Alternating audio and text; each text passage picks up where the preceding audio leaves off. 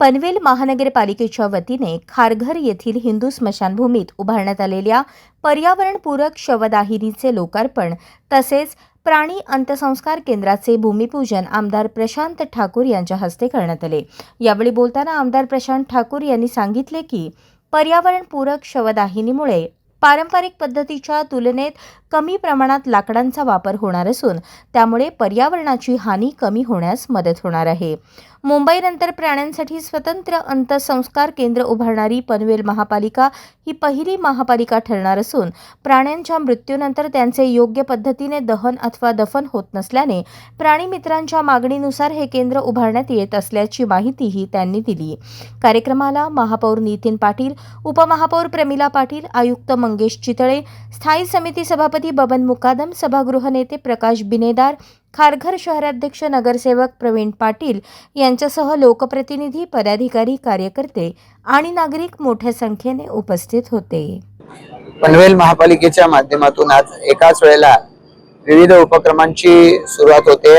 आम्ही आता इथे येत असताना वेगवेगळ्या ठिकाणी अत्याधुनिक सुविधांनी युक्त अशा शौचालयांचं उद्घाटन करून आलो आणि आता खारघर मधल्या जी स्मशानभूमी आहे त्या स्मशानभूमी मधलं पर्यावरण पूरक एक अंग त्यांनी नव्याने सुरुवात केली, ज्याच्यामध्ये खूप कमी प्रमाणामध्ये लाकडं लागतात आणि त्यामुळे एका अर्थानं पर्यावरणाची कमी हानी होते। अशा पद्धतीची स्मशानभूमी आणि या ठिकाणी आपण जिथे उभे आहोत या ठिकाणी प्राण्यांचं अंत्यसंस्कार केंद्र अशा पद्धतीची रचना केली। याचं आज भूमिपूजन इथं होतंय। लवकरच ते अशा पद्धतीचे केंद्र इथं उभारलं जाईल।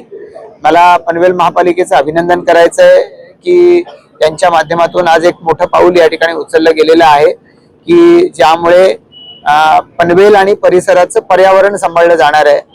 प्राण्यांच्या अंतिम संस्काराच्या बाबतीमध्ये तर मुंबई नंतर पनवेल अशी महापालिका पहिली आहे की त्या महापालिकेमार्फत अशा पद्धतीची सुविधा निर्माण करून देण्यात येते।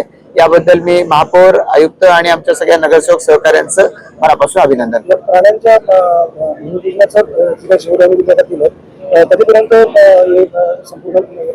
प्रकल्प लवकरात लवकर चांगल्या स्वरूपामध्ये साकारला जावा या दृष्टिकोनातून आपण सगळेजण आग्रही आहोत।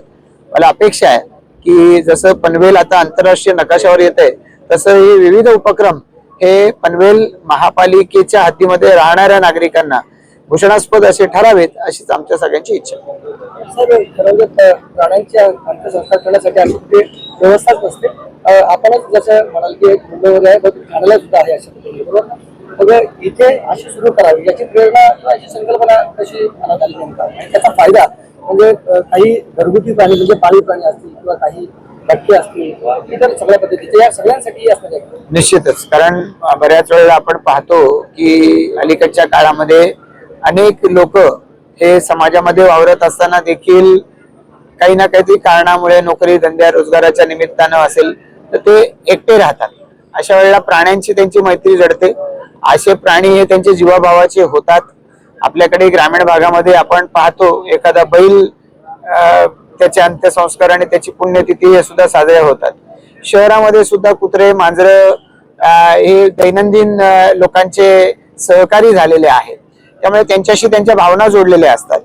अशा प्राण्यांचा मृत्यू जेव्हा ओढवतो त्यावेळेला त्याच्या जर दफनाची दहनाची जर आम्ही तरतूद केली नाही तर कुठे ना कुठे तरी ते अयोग्य पद्धतीनं हे दहन दफन केले जाते आणि त्यातून समाजालाच त्रास होईल।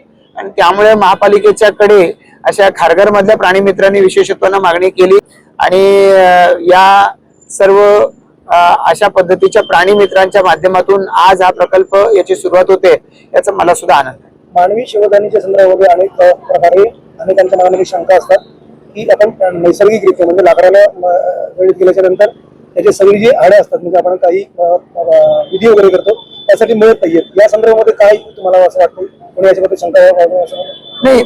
आता ज्या पर्यावरण पूरक अशा शवदाहिनीचं आपण उद्घाटन या स्मशानभूमीमध्ये खारघरच्या करून आलो। तिथं संकल्पना तीच आहे। इथे गॅसची शवदाहिनी उपलब्ध आहे। पारंपरिकरित्या 4 त्या ठिकाणी कॅबिनेट आहेत की ज्याच्यावरती आजवर आपण जे परंपरागतरित्या अंत्यसंस्कार होतच होते, दहन होत होते. पण आता ही जी पर्यावरणपूरक म्हणतो आपण त्या माध्यमातून कमी लाकडांमध्ये या जे शव आहेत त्या शवांचं दहन होईल. आणि त्याचबरोबरीनं या ज्या वेळेला अशा जाळलं जातं त्यावेळेला वेगवेगळे वायू हे पर्यावरणामध्ये सोडले जातात. हे वायू आता तसेच न सोडता त्याच्यावरती ट्रीटमेंट होऊन मग ते वायू सोडले जाते, जेणेकरून पर्यावरणाची कमीत कमी हानी होईल अशा पद्धतीची संकल्पना आहे. पनवेल महापालिकेच्या हद्दीमध्ये 70 पेक्षा जास्त ठिकाणी अशा पद्धतीनं करण्याची तरतूद खरं तर प्रस्तावित आहे. आणि मुंबईमध्ये सुद्धा 100 पेक्षा जास्त ठिकाणी याच पद्धतीनं शवदाहिन्या उभारल्या जातात. मला आनंद आहे की पनवेल महापालिकेने या दृष्टिकोनातून वेळेमध्ये पाऊल उचललं. खऱ्या अर्थानं 2018 मध्ये प्राणीप्रेमी उत्पल खोत यांची संकल्पना होती.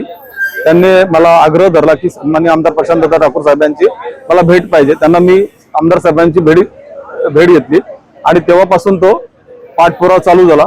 आणि त्यावेळी हा प्लॉट सिडकोकडे असल्या कारणाने सिडकोकडे त्यावेळी सन्माननीय आमदार प्रशांतदा ठाकूर साहेब अध्यक्ष होते. तेव्हापासून हा पाठपुरावा चालू होता. त्यामध्ये कोविड काळामध्ये हा पाठपुरावा थोडा स्लो झाला आणि त्यानंतर आता काही आचारसंहितेमुळे तो पुढे गेला आणि आता हा फायनली हा भूमिपूजन झालेला आहे. प्राणी प्रेमी आहेत त्यांच्यात खरोखरच आनंदाचं वातावरण आहे. आणि पहिल्यांदाच हा ठाणा रायगडमध्ये मुंबई परळ येथे अशा अंत्यसंस्कार केंद्र आहे. त्यानंतर हा आपल्या ठाणे रायगडमध्ये पहिल्यांदाच आपल्या इकडे होत आहे. आणि खरोखरच प्राणी ज्यावेळी घरात असतो एका माणसाप्रमाणे एका मुलाप्रमाणेच त्याचा सांभाळ केला जातो. त्याचा ज्यावेळी अंत होतो त्यावेळी त्याची कुठेच आपल्या ह्या परिसरामध्ये त्याचा विधी करण्याचं अंत्यसंस्कार करण्याचं कुठंच असं केंद्र नाही आहे. आणि अनेक वेळा त्या पर्यावरणाचा सुद्धा पाण्यामध्ये सोडलं जातात. काही ठिकाणी उघड्यावर असतात जे सोडलेले प्राणी असतात ते. आणि अशा अनेक ठिकाणी आपण बघतो दुर्गंधी पसरत असते. पण आता ह्या खारघरमध्ये ह्या अंत्यविधी केंद्राचं जे भूमिपूजन झाले यामध्ये त्यांना योग्य त्यांचा सन्मानाने त्यांचा अंत्यविधी होईल. आणि पर्यावरण पूरक जी स्मशानभूमीची सुद्धा आज लोकार्पण सोहळा झाला त्यामार्फत पण जे पर्यावरणाची हानी व्हायची ती बऱ्याच जे 500 किलो लाकडं लागायची ते आता 125 किलो लाकडांमध्ये ते अंत्यविधी होणार आहे. आणि ह्या दोन्ही प्रकल्पामुळे पर्यावरणाचा समतोल राखण्याचा प्रयत्न पनवेल महापालिकेच्या मार्फत जे उपक्रम केलाय त्याबद्दल पनवेल महापालिकेचा सुद्धा मी आभार मानतो. धन्यवाद.